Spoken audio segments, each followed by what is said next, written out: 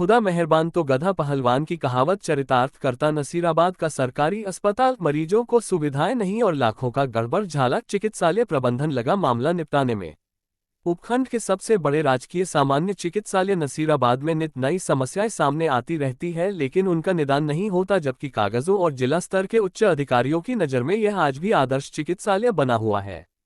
इसका परिणाम ये रहता है कि नसीराबाद चिकित्सालय को यदाकदा जिला स्तर पर सम्मानित किया जाता है, लेकिन क्या वास्तविक रूप में राजकीय सामान्य चिकित्सालय नसीराबाद सम्मान के योग्य है, इसका अनुमान इस बात से लगाया जा सकता है कि अभी हाल ही में चिकित्सालय के एक यूडीसी ने चिकित्सालय में लाखों रुपए का गबन किया हुआ है और चिकित्सा विभाग सहित चिकित्सालय प्रबंधन उस गबन पर लीपापोती करने में लगा हुआ है। साफ तौर पर जाहिर है कि यदि लाखों रुपए का गबन किया गया है तो वह चिकित्सालय के प्रमुख चिकित्सा अधिकारी की सहमति के बिना मुमकिन नहीं। उसके बावजूद इतनी बड़ी राशि का ही करना बहुत ताज्जुब का विषय लगता है। विश्वसनीय सूत्रों के हवाले से मिली जानकारी के अनुसार गबन की राशि लगभग 70 लाख रुपए है। जानकारी के अनुसार गत दिनों नसीराबाद चिकित्सालय में ऑडिट की टीम आए और ऑडिट टीम ने ये गबन पड़ा। उसके बाद आनन फानन में यूडीसी द्वारा लाखों रुपए जमा करवाए गए, जिनमें से करीब 29 लाख की राशि गुरुवार को जमा करवाई गई और लगभग 17 लाख रुपए शुक्रवार को जमा करवाए गए, परंतु अभी कुछ ही राशि जमा हो पाए है। शेष राशि जमा करवाया जाना बाकी है। जबकि इतने बड़े गबन के लिए यूडीसी बाबू और पीएमओ जिम्मेदार माने जाते हैं, परंतु ऑडिट टीम ने अपनी रिपोर्ट संयुक्त निदेशक को भेज दी और संयुक्त निदेशक ने चिकित्सा निदेशालय जयपुर को उक्त रिपोर्ट सौंप दी तथा वहां से निर्देश प्राप्त करने के इंतजार में है।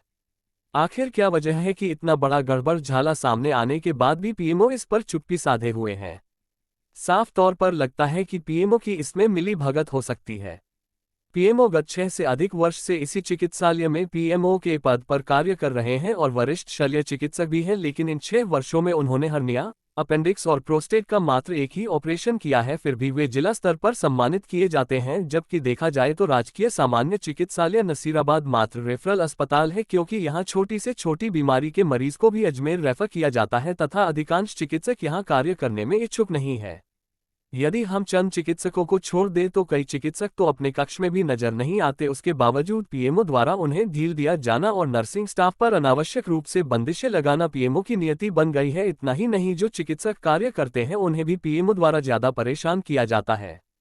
जब गबन के मामले में ऑडिट अधिकारी मदन मीना से बात की गई तो उन्होंने बताया कि उन्होंने अपनी रिपोर्ट संयुक्त निदेशक और निदेशालय में भेज दी है। क्योंकि यह रिपोर्ट गोपनीय होती है, इसलिए हम किसी प्रकार की सूचना आपको नहीं दे सकते। वहीं जब संयुक्त निदेशक संपत सिंह जोधा से इस संबंध में बात की गई तो उन्होंने भी बात को घुमाते हुए बस इतना ही कहा कि निदेशालय को रिपोर्ट सौंप दी गई है और वहां से निर्देश प्राप्त होने के बाद ही कुछ कार्यवाही की जाएगी। क्योंकि राजस्व के नुकसान की भरपाई प्राथमिकता है, इसलिए पहले वसूली की जाएगी।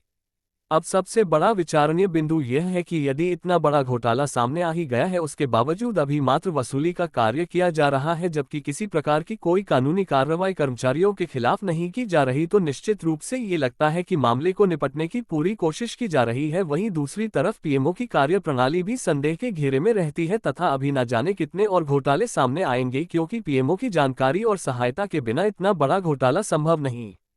चिकित्सालय में कार्य करने वाले नर्सिंग कर्मी सहित संविदा कर्मचारी भी पीएमओ से खुश नहीं, क्योंकि पीएमओ उन्हें भी मानसिक रूप से प्रताड़ित करते रहते हैं। गुरुवार 7 नवंबर को चिकित्सालय के संविदा कर्मियों ने अजमेर जिला कलेक्टर को पत्र देकर बताया कि वह सभी मेडिकल रिलीफ समिति नसीराबाद में संविदा कर्मचारी के रूप में कार्यरत है तथा गत 8 वर्षों से वे यहां सेवाएं दे रहे हैं, लेकिन राजकीय सामान्य चिकित्सालय नसीराबाद के प्रमुख चिकित्सा अधिकारी द्वारा उन्हें वर्षों से मानसिक रूप से प्रताड़ित किया जा रहा है तथा